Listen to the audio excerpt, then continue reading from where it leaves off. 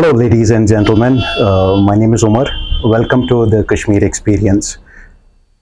Kashmir is a mystery of sorts. सबको इश्क कश्मीर से बहुत पहले से होता है. Old European travelers, when they would visit Kashmir, they would describe Kashmir as a magnificent place, a paradise on earth. But ironically, when they would talk about Kashmiris, they would call them as an ugly picture in the magnificent frame, paradise bestowed on the wrong people. Now, on this Kashmir experience, what we're going to do is we're going to get those people in front who are Kashmiris or who have in any capacity in their lives served in Kashmir, be it in politics, be it in administration, be it in social work, जिन्होंने किसी भी capacity में कश्मीर में serve किया हुआ हो. So today we have with us one of the Kashmiris. I don't know how to define her, but since she has so many hats for herself, I don't know how to define her. But she is a businesswoman. She is a mother. She is an educationist. She's a poetess. Without further ado, let me introduce to you Tamara Kathwari. Hello. Hello. Welcome. Welcome too. Both Kashmiris speaking to each other. Okay.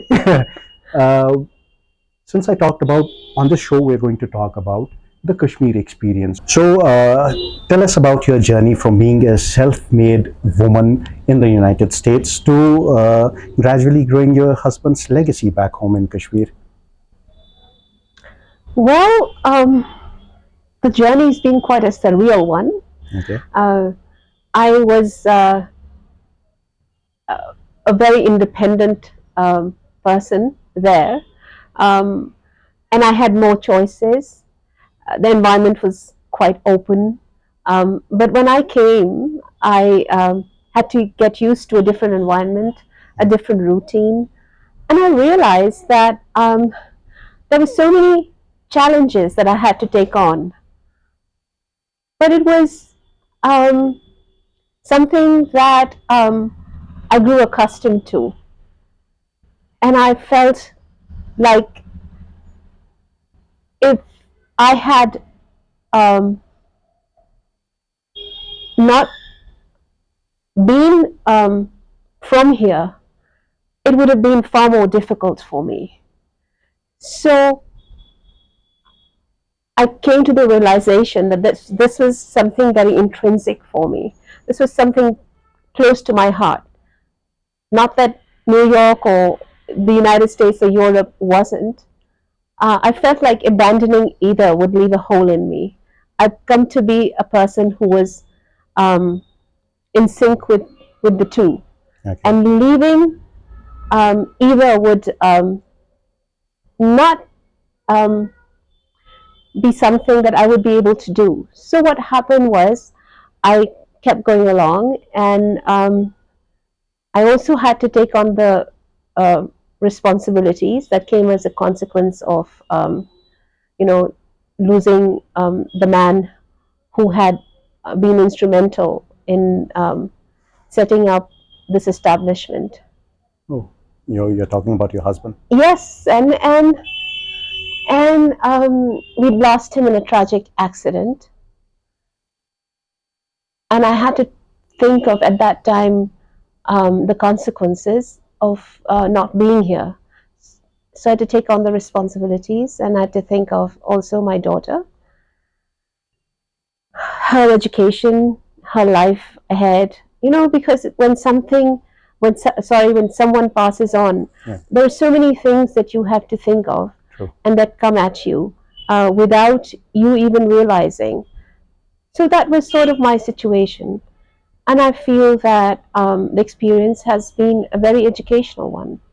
Oh, it has. You take it that way? I take it that way, yes. Okay. When I was doing my little bit of research, I found out that your husband has been an amazing person with his designs. You guys, he would supply to Bloomingdale's, he would supply to Ralph Lauren. These big brands, they are big, really big names. And to reach there, you need to have an intricate amount of understanding of the work. So he has been that way. Do you know about, since you are handling the business now, what are the intricacies of this business? Because this is not for all. You won't have clientele, normal clientele, right? No, this business is a very specialized business. And early Okay. on in our marriage, he was very insistent that I put my own chemistry and literature books aside Okay. and understand what carpets are about. Um, I remember an instance that was, I just, we just had our daughter, and I was sitting in the showroom, and this was in New Delhi, and Okay. I had a book on my lap. He came, and it was a chemistry book, I remember. So he came and he took it off my lap and he said, do you realize you've got carpets all around you? Um, and if you want to help me, help me in this, then you have to know about carpets as well. So um, at that point in time, I was, I was reluctant. But honestly speaking, um, as time went by, my reluctance changed into an interest, and I kept learning from him because he was always eager to share the intimate secrets of his business and his designs. And somewhere in the back of my head, they kept being lodged and lodged and lodged, along with my own interests. So eventually, I ended up helping him whenever he wasn't there, or um, when he came to the States later on, he would leave his carpets and shawls with me, and he would say, "Well, we are low on the finances this week, so why don't you go out and sell some rugs and shawls?" And I took that as a challenge because in the States you're open to change and you're open to experimenting, and that's something that helped me grow. So and this was like a parallel life that I was leading along with my education career, and I quite enjoyed it. It helped fill in the gaps for me. Let's say I was low on cash, Okay. so I was able to sell a few shawls and make my rent money. Oh, nice. And also, taking my daughter along with me on those excursions was also, I think, very educational for her. I think people will resonate with it because nowadays, because of Kashmir opening up to the other world, we have our youngsters, our women, our men going out. So I think they would resonate with your story because you'll have to live by yourself when there's no one around. Back home, you have been you get fed, right? Your parents, your relatives around, but when you're in a foreign country, there's no one around. You have to make it on your own. I think Yes. people are going to resonate with that Well, very much. I'm glad that people might find resonance with this. Yes, I think Um, that. it actually opened me up in many ways because I had grown up in a very sheltered world, Okay. and although I'd traveled and experienced diversity, I really hadn't experienced being on my own entirely and facing Okay. the real world, so to speak. So that was very educational for me itself. And I found that my growth happened over a period of time. It didn't come about, all of a sudden. So, so that has helped me also in managing this business, and I hope to see it grow further and further in some way that benefits society. I'm not looking at it merely as a money making tool. I'm also looking at it as as a place from where people can relate to things of art and aesthetics and see Kashmir in a different light. That's much needed. That's much needed. Uh, Nowadays, I was happy to learn that government has even started GI tagging the carpets, Kashmiri carpets. That's commendable. I think at least uh, sooner than later they've realized that this needs to be done. There's something that comes to my mind, and that is the relationship that a husband and wife is sharing. Let's say, for example, uh, your husband was liberal enough to let you work when you were in the States, Uh, Most of the men, they call it the chauvinistic society out here, where they want to confine women to the same old household chores. Uh, you, for example, your husband was liberal enough to let you work, let you partner in his work. How important do you think that is for couples these days to share that bond? I think the world is changing. That perhaps used to be the norm Mm-hmm. earlier on, but nowadays I see women working all the time. I'm not that aware of this regressive state of affairs because probably something I need to be more in touch with. But I think it's important for people to share responsibilities. I think I did share my responsibility, um, and wherever he could, he did. But it's not always a smooth ride, and we too didn't have a smooth ride. We had many at times differences, As is and the case and with every couple. well, yes, and ours were major flare-ups. So then we would come back and realize that the issue over which we were flaring up wasn't really an issue, you know. And when you're in a relationship, you're like a child, you Okay. know, and there's always a lot to learn. So I guess, like any relationship, there's a growth period, and ours was, I guess, too long. Okay. You have an interest in education also. Your father was an educationist, a substantial one. uh, you come from a family जहाँ पे education को बहुत तरजीह दी जाती थी. Then all of a sudden you had to move to the United States of America, and then जो आपकी learnings यहाँ थी, did they help when you were in the United States? Did these learnings, or did you have to update yourself? Look, education, as my father used to say, never goes waste. Okay. Okay, um, it'll come to your aid when you find you have no one else around you. And that also happened with me. Ultimately, I lent back on my education. If I didn't have that, I would have had to start from scratch education wise. And that would have been really difficult. So I think there were more opportunities, but I had to find my way to them. And my education did help me. Obviously, my father was a great mentor. My professors were great mentors, even though I couldn't utilize it instantly when I was in a different land. But slowly and slowly, that education helps me find solutions. I can't say that what my parents gave me by way of education didn't help me. I think they were instrumental in shaping my values, in shaping me as a person. And that's what helped me, you know? Now, you have a daughter, talking Yes, about parents, you have a daughter who is growing up in the United States, yes. right?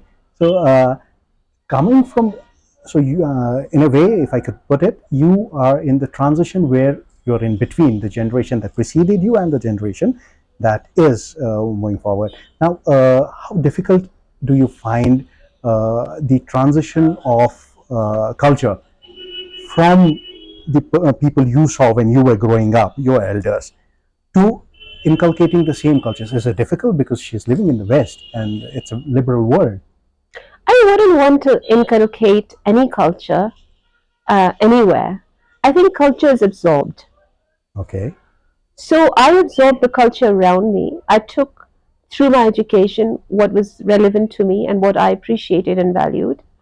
Um, and I think that the same is happening with her. Yes, I do want to create an environment which was also sort of amenable to understanding that she had roots, like her parents' roots elsewhere. I think we need to be connected to our roots. I strongly feel about that. And I always wanted her to have her own individuality, to have her own experiences, but also be connected to her roots. And not everything, um, goes in favor of how you perceive things or how you would want them to be. But with time, you get to understand that your roots have to be valued, and in that, you become stronger and more nourished in your thinking. Okay. Culture has to be kept, so you cannot, even for the sake of it, I believe, this is my own thinking, that you need to give respect and you need to adhere to the stories that have prevailed before you, the culture that has prevailed before you. Absolutely. I truly respect what was there for me at the time that I was growing up. And I think the word respect is something we as Indians understand more than people outside, in the West. For us, respecting our elders comes as a given, whereas there, it's something that you have to seek, being an elder. Hmm. I subscribe to the former because, I mean, we could question our elders.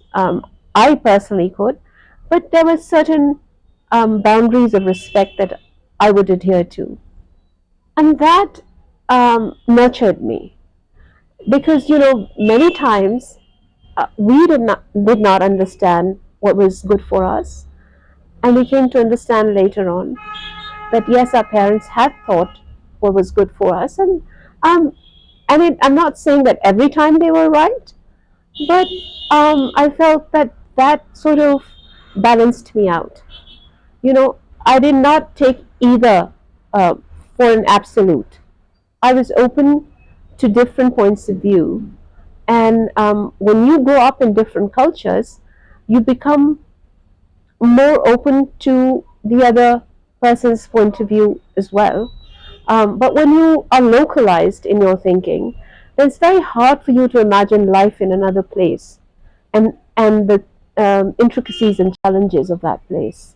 I think that anchors you also, having someone elder to you, living in a liberal world. I think people need an anchor where they could adhere to, or else, let's say, for example, in culture, you would want an anchor, else people, just because you can do it, you will have to do it. People along in the West right now, what they're doing is, since they believe in liberalism so much, what they think is that since they are liberal enough, they can do anything in the name of religion, in the name of speech, in the name of dressing up. They can do anything. So I think there needs to be an anchor which needs to be adhered to. Wouldn't you? I'm not going to make a sweeping statement on that. Okay. I would talk in terms of specifics. So again, I think we also sometimes take for granted that our perspective is the only perspective. How I've been brought up is to also value somebody else's perspective and try to show them what could be a way out of um, a localized way of thinking and coming to a consensus. So, what the West does and thinks, cannot, because I am also very Western in my thinking. But yes, because of my Eastern background, I've had the opportunity to look at things from a different perspective. So I'm not in any way equipped to judge either. I'm just, I think, equipped to handle my own personal circumstance. You're multilingual also, I hear that. Well, How did that's that what come they about? say. Okay. You always had an interest in languages? I've always had an interest in language, yes. Okay. That makes me think about your educational background also. So you've taught, you have edited various books. How did that come about? Well, teaching was second nature to me. Okay. I'd always enjoyed teaching. And writing, editing, um, that too was uh, very close to my heart. So it didn't come about because I was looking for it. It came about because it was always there. Now, I did want to, initially, I wanted to get a PhD. And I thought that I would go abroad and get a PhD. I would take a GRE test and settle down in some university like my dad. But that didn't happen. Life had other plans for me. So I went along with them. And apart from a literature degree, uh, instead of going forward with a PhD at that time, I diverted into education and I got another master's in education. And that was another journey altogether. But I was open to it. So it taught me a lot. It's not something that I willingly and gladly went for, but life teaches you that sometimes what it has in store for you, that too can change your perspective and could come out could come out being beneficial for you as well. You So just that's have to be how. open to it. Yes, you have to be open. You have to be open to different prospects that are out there and different learning. And also, I then became aware of many of um, the gaps in my own learning, Yeah. and that I had the chance to fill in. So education, writing, they've come together for me. Then you taught in different countries. You taught in different countries also. Yes, yes, I taught in Rome, Mhm. and obviously I taught in the United States, and I found the teaching there different from each other. The countries, obviously, United States had a different approach, um, and Europe, although very similar, was different in many ways. I learned so much from both those the education systems, and I also learned, obviously, teaching here. I was able to conduct workshops in India as well, and that gave me a very different perspective. I had been a student here, very briefly taught when I left, but more of my teaching career happened in the West. And then when I came back, I had the opportunity to have brief uh, teaching um, episodes. And then what I realized was there's so many things that we have here that are uh, that are so valuable in terms of education, and there are so many things there that are so valuable. So education in the West or in the East has its pros, and also certain places where you can fill in some gaps. I think there are many gaps. You're being too kind not to say that out loud, but I think there are too many gaps that need to be filled in the educational sector. I have my own notion about it. I believe education as a system right now, the model that we have going on in the world, I believe that is an industrial model of education where when new industry is set up, they need manpower. It came in the backdrop of industrial revolution. So after the industrial revolution, these guys needed the industry needed manpower to work, to purchase, to get that manpower. The responsibility was shifted to educational institutions. While as what we need is, for example, MBA की डिग्रियां नहीं थी.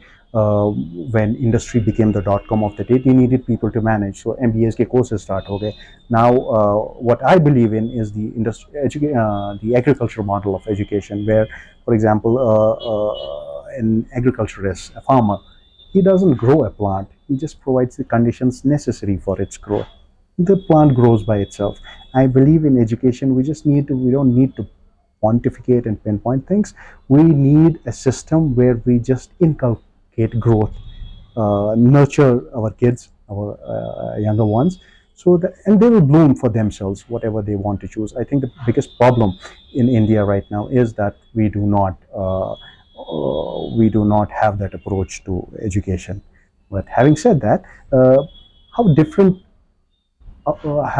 you have done workshops in the West as well as in India? Well, my career in the West in education has been more prolonged, and I've had longer time periods of interacting with teachers and students. Whereas here, it has been, because of all the pressures that I'm facing on a daily basis, it has been not that long drawn. It has been more sporadic, but eventually I feel that even though it's been sporadic, it's still meaningful for me to have visited schools, to have conducted workshops, um, and realized that yes, we do need what you were earlier talking about. We do need that system, but in many places, we are becoming aware that that's necessary, and there are schools who adhere to that, Right. and they're making a sincere effort. But that's not what's on my mind when I think of making changes in education here. What's on my mind are those places where education is hard to reach, Okay. where people are deprived, and it's not just schools in the villages; it's schools in the cities as well. Right. So we need to be very specific about which school we're talking about, which college we're talking about, and what exactly is it. Right. You know, I don't again want to make a sweeping judgment about each and every school or each and every education institution, because each educational institution is different. And here also there have been quite a few schools that are stepping up their To the changes. teaching uh, and other facilities. But I feel that more could be done. I honestly believe that uh, because we have such a huge population, I think that we need to have more and better systems in place to reach out to them in terms of education. And I feel very passionately about it. I feel that I can help out there, and I would like to do something in that regard. Is that what integrated learning.us is about? It is. It is. It's actually incorporating different elements of educational approaches, and catering to what um, the students or the teachers or administrators need at that point in time. Not only students, you're talking about teachers and Yes, administrators. teachers and administrators, because Okay. I don't look towards education as merely teaching. Education is learning, True. So we all keep learning, and Yes. learning never stops. Yes. So my workshops center around that, and also it's like these are very goal driven, objective driven. So whoever needs to attend that workshop needs to have his goals in mind, Okay. and I construct a workshop around that, around what the needs of Okay. the attendees are going to be, and how I could facilitate something that is more suited to their learning. Oh, nice. So that is specific, very specific. You have an interest in poetry, I hear. How did that come about? Too many hats. That's why. That's what, gentleman, I was talking to you about. She is defining her would be difficult because she has too many hats which she wears. Ma'am, you have a daughter who is growing up in the West. Tell us something about the difficulties, or are there any difficulties which you're facing with respect to parenting? I think parenting is always a difficult task, Okay. and I wanted her to have an equal experience of both the East and the West, like I had. But you can't always get what you want, you know. And I had to surrender to the environment in which I was, and also realize that a lot of things I would have to compromise on when it came to me wanting to have her closer to certain experiences that um, I had had growing up here. Um, I felt that I could not always get those to her in a different land. So what I did was I started to accept that this was the way it was going to be, and um, let life take its course. So, for instance, I wanted her to learn her own mother tongue Okay. and also learn other languages as well. But you can't expect um, your children to grow up speaking your language, you know, the same manner as you had spoken, and appreciating the same things that you appreciated because they're in a different environment. So, so initially I tried, and then when she started replying back to me in English, I realized that it was a futile effort, ठीक. and I gave up. Okay. And then she did learn, by watching Bollywood movies, and also whatever she had retained from her childhood. I think she did a tremendously good job at that. She's also very good at languages. So I just let it go, and let the environment that she was in um, be absorbed by her. Parenting is a work in progress then? Um, well, I'm not sure about that because she's a very independent person, and Okay. she's managing her life very well. Um, so at this point in time, there's little parenting to do. Okay. I think it's the other way around. That's good. Then I would. Children, when they grow up, Uh-huh. and then suddenly you realize, well, um, this they're talking back to you as if they're the adult and you're the child. So it takes a while to come to terms with it. Okay. You have been an educationist yourself. You have taught children, then you have taught teachers, then you have edited scripts. Uh, Tell us about that. I I don't like the word taught. Okay. Okay, I think I think the word teaching um, is somewhat misplaced.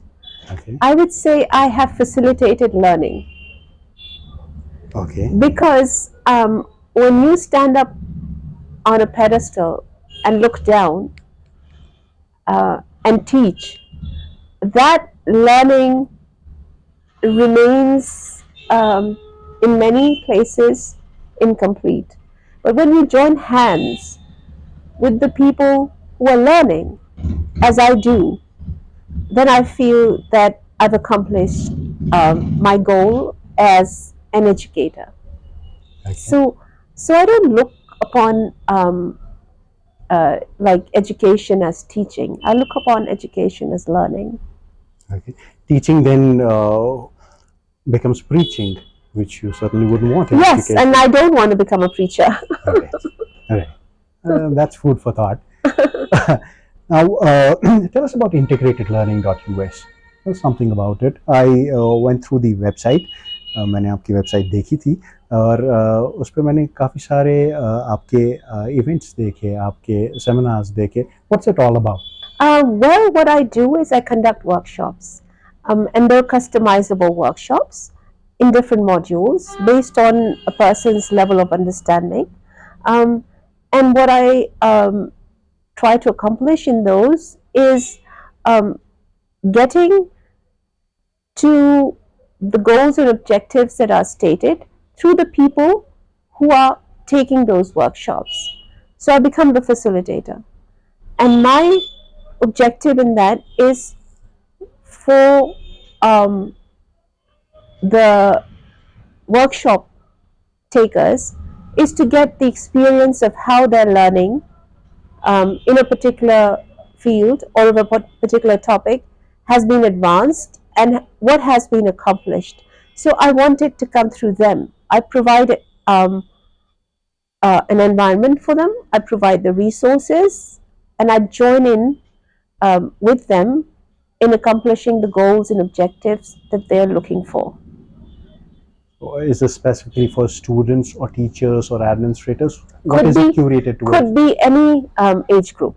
Could be students, could be teachers, could be administrators. It depends on what needs are there that need to be attended to. You have yourself also upgraded yourself when you were in the West. आपने अपनी तालीम को भी upgrade किया वहाँ पे. आपको और आपने इंडिया में भी पढ़ा है, तो आपको डिफरेंस क्या लगी वहाँ के करिकुलम में और यहाँ के करिकुलम में? Is it more objective there, is it more research oriented there? What is the difference that you found वहाँ और यहाँ में? Because you have Differences बहुत हैं. There are many differences. But I think all differences don't favor one place. There are certain things that we lack that now I see more clearly, and there are certain things that perhaps are not present there that they could benefit from. So I look at an approach where we need to be aware of our strengths. What our strength is, the relationship between a teacher and a student, the guru-shishya relationship. We respect our teachers, and what is expected as students of us, first and foremost, is giving respect, and the learning happens after that. So with this level of acceptance, there are fewer discipline problems, classroom management issues. Those are few. And if I had that sort of a class, I would say, well, I have an advantage in creating an awareness, a curiosity around the topic that is to be studied, and it would be easier for me in that environment to help the students learn. I think we need to foster curiosity in our learning, which has taken a back seat. Okay. How important do you think interpersonal connection with the person you are administering something to, be that teaching or be that preaching? How important is the interpersonal connect according to you? I think interpersonal connection is everything. Without making a connect with the student, it's pointless to go anywhere because you're not in touch with the student's needs. You have to be, because you don't have to come across as someone who's there to give you information only.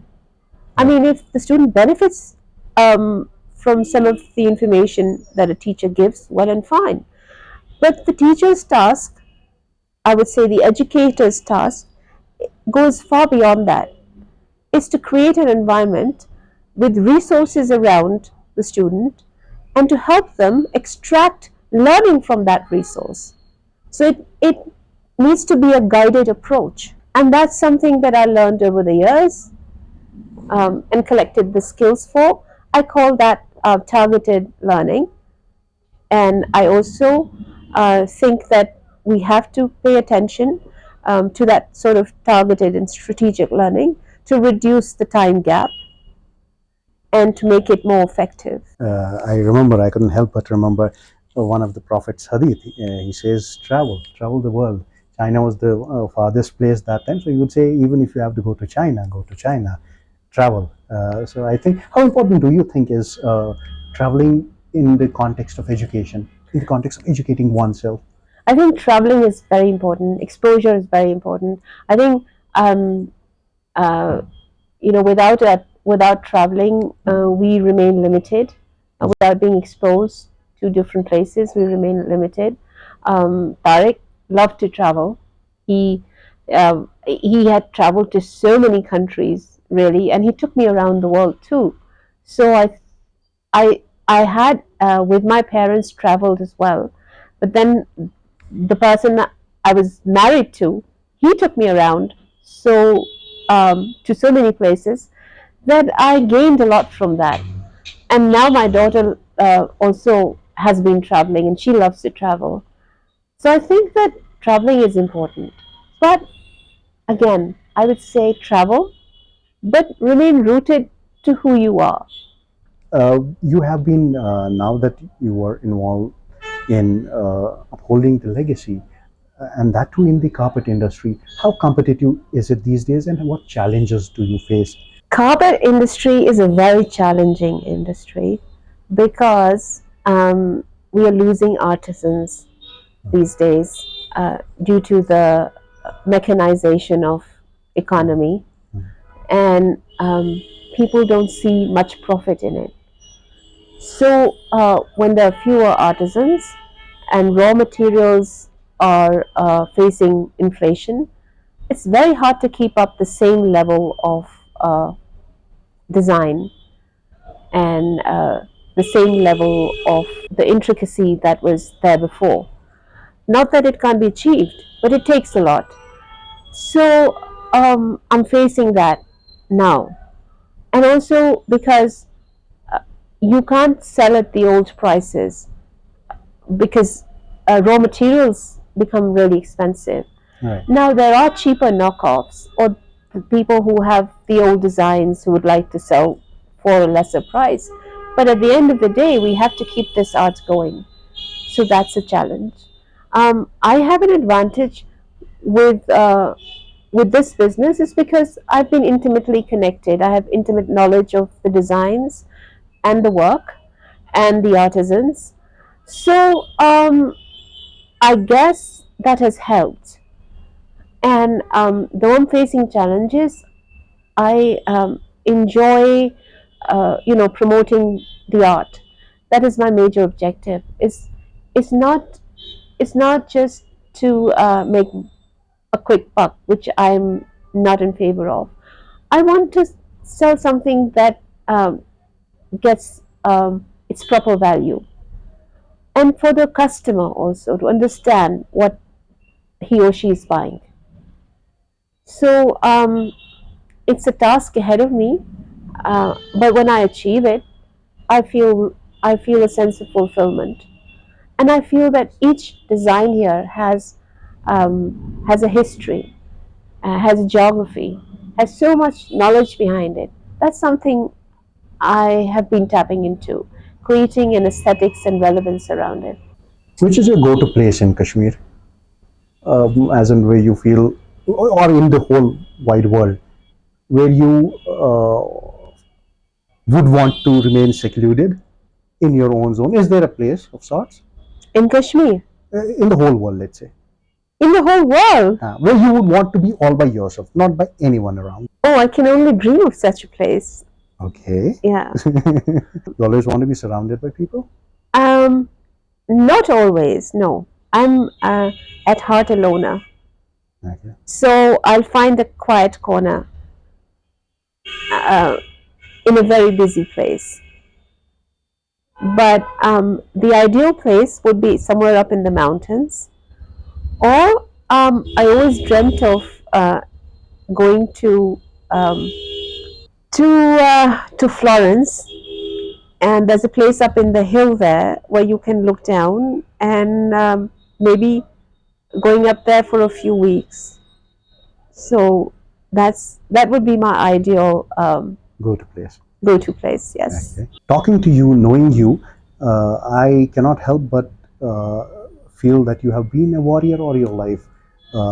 In that context, where do you see yourself after 5 years? I started not to think about the future. I had so many plans laid out for me, and they never worked out according to the way that I saw them. You know, as they say that man proposes and God disposes. I think so far that has been the case with me. Okay. So I live each moment as best as I can. And maybe if there is something in the future that I dream of can be accomplished, would be to be in a space where I can continue promoting art and education and continue to write. The That's, ultimate peace of mind. that's nice. That's nice. We wish you luck in that endeavor. Ma'am, what brings you contentment? Contentment is when you accomplish what you have valued, and when you can have a quiet moment in your life without having to worry about anything. For instance, I would be really content if um, the people I love are happy, and if I can sit down and write without worries. Writing is so important to you. Yes, yes, it is. Was it always important or did Writing, and also now I've taken to photography. Okay. That I think has also added another dimension to my creative life. Thanks. So, I like writing. I love going on a photography trip as well. And both these things bring me great joy. But and I think these would be incomplete if the people I am close to um, are not happy. So I want them to be happy too. Which is a very difficult task to accomplish. Fingers crossed. As I was telling you guys earlier that she has too many hats to wear.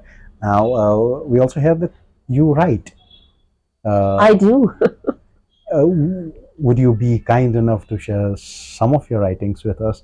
अगर उर्दू में हो, I would prefer to listen to Okay, that. so recently I wrote something. Ji. I went to the University of Aligarh, Okay. and Aligarh is very close to my heart. And I went there after a gap of 4 years. I've been going there periodically after I came back and spent more time in India. So I went there for about a week this time in May, and I don't know, it was very cathartic. So I wrote something down. I'd like to share that. Yes. Okay. Yes. I'll have to get it. Yes. Aligarh रोके ना रुकी यादें यूं ही rail की रफ्तार पटरी पर एकदम से धीमी हुई और अलीगढ़ स्टेशन के जगमगाते चेहरे ने वक्त को समेट लिया हर सफर इस शहर का एक नया दौर दिखाता है मगर ये तो कुछ और ही था वक्त के पैराहन ने वक्त को छीन लिया था फिर भी वो पल यादों से उभर उभर के आ रहे थे जो पल जिंदगी की दौड़ धूप में दब गए थे वो फिर गुजरे हुए मुकामों में नुमायां होते जा रहे थे जिनकी शिद्दत मुझे घेरती गई जिनकी आवाज़ें मेरा तवाज़ुन बदलती गई क्या यही है वक्त का इंतकाम कि हर पल को आने वाले पल का नहीं होता पता Wow. And now the poem in English. Aligarh, Reminiscences Unbound. As the train on the railway tracks started to slow down, Aligarh station's glittering facade coalesced time. Each journey to this town reveals new momentum. But this was something else. Time's cloak had snatched away time. Still those moments, tied to memories, came up and kept rising. Those that had been submerged in the heat and rush of life, once again emerged in places that were once mine. Their intensity enveloping me, the voices disturbing my equanimity. Is this time's revenge? That the present moment is oblivious of the future? Amazing. Who do you read? Who do you love to read? Any poet, any poetess, or any author who holds a special place in your Over heart? time, there've been different authors. At one time, I was really into T.S. Eliot, Okay. modern British poetry, and then 18th century prose, mostly Daniel Defoe's novels. Um, and I remember um, reading Little Women as a 12-year-old. I was really fond of that book as well. So I think my reading journey has been very diverse. At one time, I loved reading Tolstoy, Dostoevsky, um, and I even loved reading Indian authors like Arundhati Roy. The God of Small Things was one of my favorites. I feel that one should read, period, and keep reading. Do you watch the news? Do you watch news? Tell you the truth, Uh-huh. I only watch the news on the internet. I don't have cable at home. I don't have the time Is it to because of watch TV. paucity of time, or is it because you any other thing? Uh, well, I've got so much to do during the day. I don't have any time left to watch TV. Okay. So I don't have cable. But I get all the news from the internet. And that's at the click of a button. So really don't need to have uh, cable, I feel. But I used to watch news before on TV, and I've been feeling that crunch lately that I don't have TV at home and I've not been watching it. But I don't miss it really There's because nothing there's to so miss. much to do. There's nothing to miss. Okay, I'll tell you this. There's nothing to miss. So you're not missing out on anything. There's nothing on news. Listen to the Kashmir experience. I think that I would, would. yes, I would love to just watch things that, are my priority. There are so many things that obviously I can delete from my existence. And listening to people fight over each other and shout over each other, which has become the norm now, Yes, is something that I don't think adds any value to me. that is neither informative. That adds value to no one. That is neither informative nor is that journalism. Um, that's uh, that's how I feel. You also feel the same. Yes, how I feel as well, because journalism actually is long gone. You know, in my eyes, people are now catering to a um, different audience. Let's leave it at that. This is the candid conversation that I was looking forward to on the first episode of the Kashmir experience. It was a pleasure having you, ma'am. My pleasure too. I really enjoyed this. Thank you. Very welcome. So, on this episode of the Kashmir experience, we had this amazing candid conversation with Tamara Kathwari. It was a pleasure having you, ma'am. And likewise. Thank you.